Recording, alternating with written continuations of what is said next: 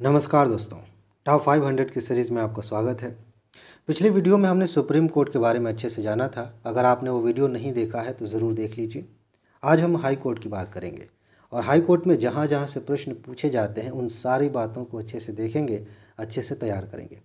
सबसे पहली बात आप ये समझ लीजिए कि सुप्रीम कोर्ट को हमने देखा था कि देश के स्तर पर जो न्याय व्यवस्था है उसमें सबसे ऊपर सुप्रीम कोर्ट है, उसके बाद हाई कोर्ट्स आती हैं। लेकिन राज्य के मामले में न्यायिक प्रशासन में सबसे ऊपर हाई कोर्ट होता है। ये चीज़ ध्यान रखेंगे। यहाँ से ज़्यादा क्वेश्चंस पीसीएस वगैरह में पूछ लिए जाते हैं। पहले यूपीएससी भी यहाँ से पूछती थी कि 1862 में सबसे पहले भारत में कोलकाता में, मुंबई में, उस समय बम्बई कहलाता था, और मद्रास में हाई कोर्ट्स की स्थापना की गई थी। 3 हाई कोर्ट बनाए गए थे 1862 में। और 1866 ईस्वी में, ठीक है, इलाहाबाद में चौथा उच्च न्यायालय बना, हाई कोर्ट बना। ये फैक्ट है, इसको पूछा जा सकता है, इम्पॉर्टेंट है।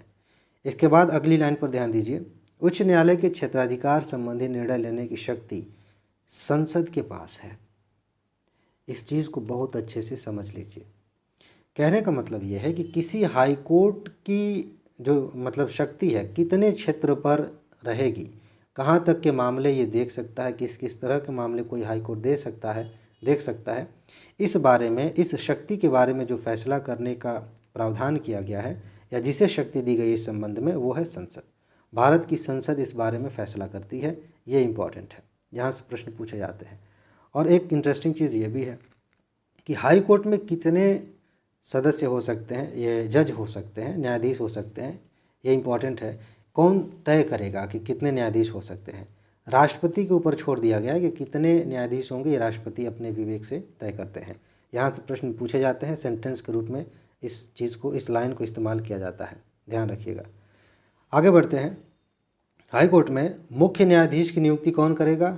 राष्ट्रपति करेंगे, ठीक है। भारत के मुख्य न्यायाधीश और संबंधित राज्य के राज्यपाल से परामर्श करने के बाद, ध्यान रखेंगे। आगे देखिए, अन्य न्यायाधीशों की नियुक्ति में संबंधित उच्च न्यायालय के मुख्य न्यायाधीश से भी परामर्श लिया जाता है। ध्यान दीजिएगा, अंतर क्या है। पिछले बार भी इस तरह की बात आई थी तो मैंने आपको समझाया था। जब हाई कोर्ट के, जैसे मान लेते हैं कि उत्तर प्रदेश में इलाहाबाद हाई कोर्ट है, ठीक है, तो हाई कोर्ट के जो मुख्य न्यायाधीश हैं उनकी जब नियुक्ति होगी तो राष्ट्रपति क्या करेंगे, भारत के मुख्य न्यायाधीश इनसे परामर्श करेंगे और साथ ही साथ उत्तर प्रदेश के, यूपी की बात कर रहे हैं ना, तो उत्तर प्रदेश के राज्यपाल से भी परामर्श करेंगे। लेकिन जो बाकी के न्यायाधीश हैं जब उनकी नियुक्ति करनी होगी तो परामर्श जो ले रहे हैं राष्ट्रपति, ये तो हैं ही, इनके अलावा एक व्यक्ति और शामिल हो जाएंगे जिनसे परामर्श लेना होगा, और वो होंगे मुख्य न्यायाधीश, ये हाई कोर्ट के जो अभी जिनकी बात हम कर रहे थे, इनसे भी परामर्श लिया जाएगा। ठीक है, अंतर समझ में आ गया। यहाँ से प्रश्न पूछा जाता है। 2 या अधिक राज्यों के साझा उच्च न्यायालयों में नियुक्ति में राष्ट्रपति सभी संबंधित राज्यों के राज्यपालों से भी परामर्श करते हैं। मान लेते हैं, ध्यान दीजिएगा, कि 2 राज्यों के लिए एक संयुक्त न्यायालय हाई कोर्ट बनाया जाता है, तो उस मामले में क्या होगा कि दोनों राज्यों के राज्यपालों से राष्ट्रपति सलाह लेंगे। जैसे अभी एक राज्यपाल से लिया, ऊपर देखा हमने ना, और यहाँ पे जितने भी राज्यों के लिए एक संयुक्त हाई कोर्ट बनेगी उन सभी के राज्यपालों से परामर्श लिया जाएगा। योग्यताओं की बात लगभग समान है, जो अंतर होगा उसको ध्यान से समझ लीजिएगा। भारत का नागरिक होना चाहिए, कोई बड़ी बात नहीं है। ये इंपॉर्टेंट है कि अगर जज बनना है, अगर हाई कोर्ट का जज बनना है तो 10 वर्ष न्यायिक कार्य का अनुभव होना चाहिए, या उच्च न्यायालय या अन्य न्यायालयों में लगातार 10 वर्ष वकील के तौर पर काम किए होने चाहिए, इसका अनुभव होना चाहिए, तब वो व्यक्ति एक हाई कोर्ट का जज बनने के लायक माना जाएगा। ठीक है। कार्यकाल 62 वर्ष। अब ज़रा तुलना करिए, अगर आपके पास नोट है तो तुलना करिए, देखिए कि क्या अंतर है। जब भी इस तरह की बातें आ रही हैं, मैं आपको बता रहा हूँ, इस पे कभी कभी लोग फंस जाते हैं। सब टॉपिक समझ में आ चुका है, अच्छे से तैयार है, लेकिन ये बात पता नहीं होती, अंतर नहीं समझ में आता तो दिक्कत हो जाती है। क्या देखना है कि सुप्रीम कोर्ट का जज कितने साल तक अपने मतलब अपने पद पे रहेगा, और हाई कोर्ट का जज कब तक रहेगा, इसे देख लीजिए। नोट नहीं है तो कमेंट बॉक्स में जाइए, वहाँ जानकारी मिल जाएगी। अच्छा, आगे देखिए। संसद की सिफारिश से राष्ट्रपति हटाएंगे उच्चतम न्यायालय के न्यायाधीश की सलाह पर, न्यायाधीश की तरह। अभी हमने देखा था पिछली वीडियो में, देखिए यहाँ से चीज़ें आसान हो गई। पिछली वीडियो अगर आपने नहीं देखा है तो ये बात समझ में नहीं आएगी।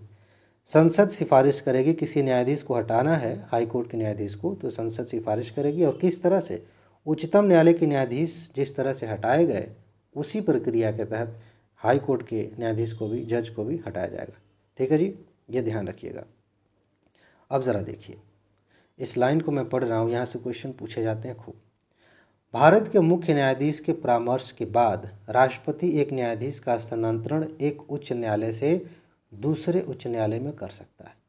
जब किसी न्यायाधीश का ट्रांसफ़र करना हो तो राष्ट्रपति करेंगे, और भारत के मुख्य न्यायाधीश का मतलब है जो सुप्रीम कोर्ट के मुख्य न्यायाधीश हैं उनसे परामर्श करके करेंगे। अब देखिए, मुख्य न्यायाधीश उच्चतम न्यायालय के 4 वरिष्ठतम न्यायाधीशों, ये मुख्य न्यायाधीश की बात हो रही है, इनकी बात हो रही है, उच्चतम न्यायालय के सुप्रीम कोर्ट के 4 वरिष्ठतम न्यायाधीशों और 2 उच्च न्यायालय के मुख्य न्यायाधीशों से परामर्श करते हैं, फिर राष्ट्रपति से सिफारिश करते हैं।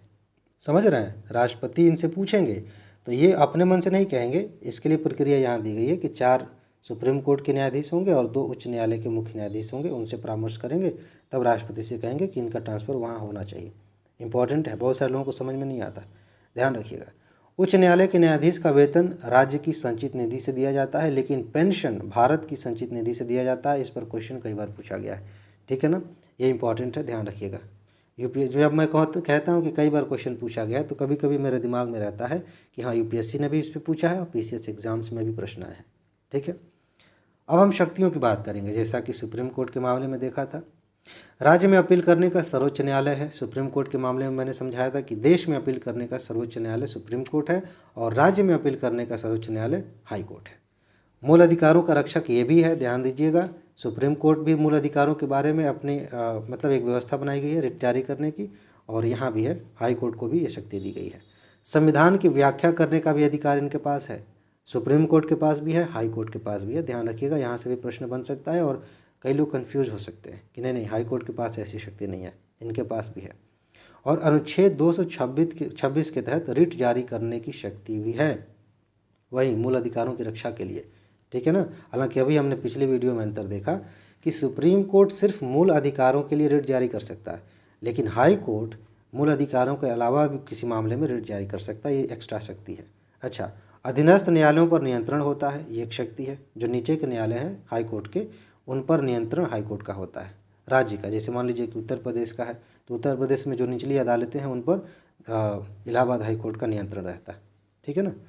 आगे चलते हैं, ये नोट में क्या लिखा गया है, ये फैक्चुअल डिटेल अगर आपको नहीं पता है तो कई बार आप गलती कर सकते हैं, काफ़ी ज़्यादा इंपॉर्टेंट है। देखिए, हमारे यहाँ कुछ जो क्या कहते हैं केंद्र शासित प्रदेश हैं, उनके यहाँ न्यायालय नहीं है, तो किसी न किसी भाई न्याय व्यवस्था तो चाहिए ना किसी न किसी के तहत, तो वो किस हाई कोर्ट के तहत आते हैं। यहाँ लिखा है उच्च न्यायालय और केंद्र शासित प्रदेश, यानी कि कौन सा केंद्र शासित प्रदेश अपना मामला किस हाई कोर्ट के तहत लेके जाएगा, किसके तहत वो माना जाएगा, ये लिस्ट मैं आपको दे रहा हूँ। यहाँ से प्रश्न पूछे गए हैं। जैसे मान लीजिए कि मुंबई उच्च न्यायालय है, तो ये तो महाराष्ट्र का तो देखेंगे ही, दादर और नगर हवेली का भी देखेंगे, ठीक है ना। केरल उच्च न्यायालय है, केरल राज्य का तो है ही। इसके अलावा लक्षद्वीप का कोई मामला है तो इसी हाई कोर्ट के तहत आएगा। मद्रास उच्च न्यायालय पुदुचेरी का मामला देख सकता है, ठीक है, देखेगा ही। पंजाब और हरियाणा उच्च न्यायालय जो है वो चंडीगढ़ का भी देखता है। कोलकाता उच्च न्यायालय अंडमान निकोबार द्वीप समूह के मामले देखता है। इसको ऐसे भी देख सकते हैं कि अंडमान निकोबार द्वीप समूह का मामला किस हाई कोर्ट में जाता है, कोलकाता में। कभी कभी कन्फ्यूजन हो सकता है, ये करीब आपको लगेगा कभी कभी मैप में कि मद्रास उच्च न्यायालय में आएगा, तो ऐसा नहीं है, कोलकाता उच्च न्यायालय में जाएगा, ठीक है ना। तो ये लिस्ट आप याद रखिएगा, इसमें बस इतना ही रहने देते हैं, इतना है ही, ठीक है। अब हाई कोर्ट से संबंधित कोई भी प्रश्न पूछा जाएगा, आप आसानी से बहुत आराम से उसका उत्तर दे लेंगे, ठीक है जी। तो बस इसमें इतना ही है। अपना ख्याल रखिए, खुश रहिए, मस्त रहिए, मुस्कुराते रहिए, जल्दी से सफल होइए और ज़िंदगी को एंजॉय करिए। आगे मिलते हैं, नमस्कार।